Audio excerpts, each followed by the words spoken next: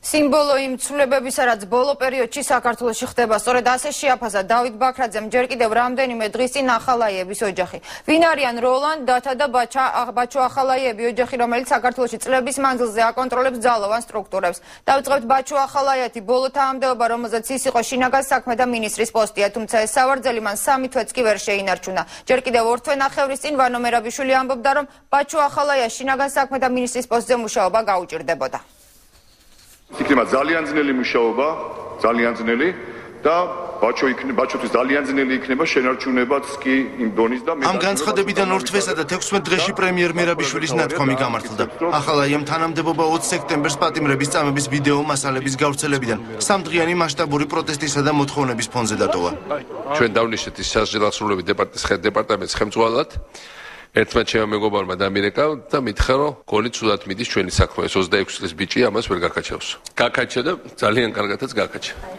რატომ ვერ გაამართლა მინისტრმა, რომელმაც პრეზიდენტის თქმით კარგად კი არა ძალიან მაგრად გაკაჩა? ამაზე მედია ექსპერტი ანთაძეს საკუთარი აზრი აქვს. ყველა ადამიანი, რომელიც ვარდების რევოლუციის შემდეგ დაუპირისპირდა მერაბიშვილის ინტერესებს და ეს არ იყო ძალიან ბევრი, იმიტომ რომ ერთი იყო ირაკლი ოქროაშვილი, რომელთანაც მერაბიშვილს ჰქონდა ძალაუფლების გაყოფის პრობლემა, მეორე იყო კახალომაია, რომლის ამბავით ძალიან არ გახმაურებულა, მაგრამ ასევე ჰქონდა ძალაუფლების გაყოფის პრობლემა მერაბიშვილთან და მესამე არის ბაჩო ახალაია, რომელსაც აქვს იგივე პრობლემა ვანო მერაბიშვილთან ძალაუფლების გაყოფის. სამივე პიროვნება დარჩა წაგებული მერაბიშვილის პირისპირ. ყოფილი სახალხო დამცველი სოზარ სუბარი ბაჩო ახალაიასთან ერთად მუშაობის პერიოდს იხსენებს და ამბობს, რომ მისი ყოფილი მოადგილე, რომელიც მასთან ერთად ადამიანის უფლებების დასაცავად იბრძოდა, ჯალათად და ბოროტმოქმედად იქცა. ამის დასტურად ყოფილ ომბუდსმენს 2006 წლის ციხის ბუნტი მოყავს, რომლის დროსაც 7 ადამიანი დაიღუპა. როლანდ ახალაიას შვილმალი არათუ ვერ აღუდგებოდა ესეთ ბრძანებას წინ.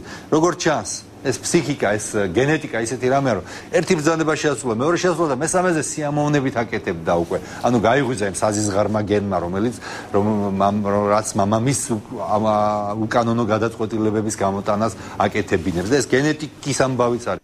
მაშინ, როდესაც ოპოზიცია ახალაიას სისხლის სამართლებრივ პასუხისმგებლობაზე საუბრობს, საპარლამენტო უმრავლესობაში ფიქრობენ, რომ რეფორმატორი მინისტრი არც უნდა გადამდგარიყო. როგორც აღმასრულებელი, ისე საკანონმდებლო ხელისუფლება ყოველთვის უსვამდა ხაზს ბაჩო ახალაიას და მისი ოჯახის დამსახურებას. ვასახელებ ბატონ როლანდ ახალაიას. ადამიანს, რომლის მთელი ოჯახი არის ფაქტიურად სიმბოლო იმ ცვლილებების, რომელიც ქვეყანაში მოხდა ბოლო წლებში.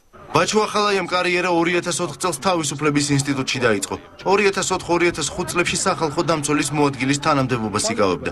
2005-2008 წლებში სასჯელახსრულების დეპარტამენტს ხელმძღვანელობდა. 2009 წლიდან 2011 წლამდე საქართველოს თავდაცვის მინისტრი იყო. მინისტრთა კაბინეტში მუშაობა შინაგან საქმეთა სამინისტროს მინისტრობით დაასრულა.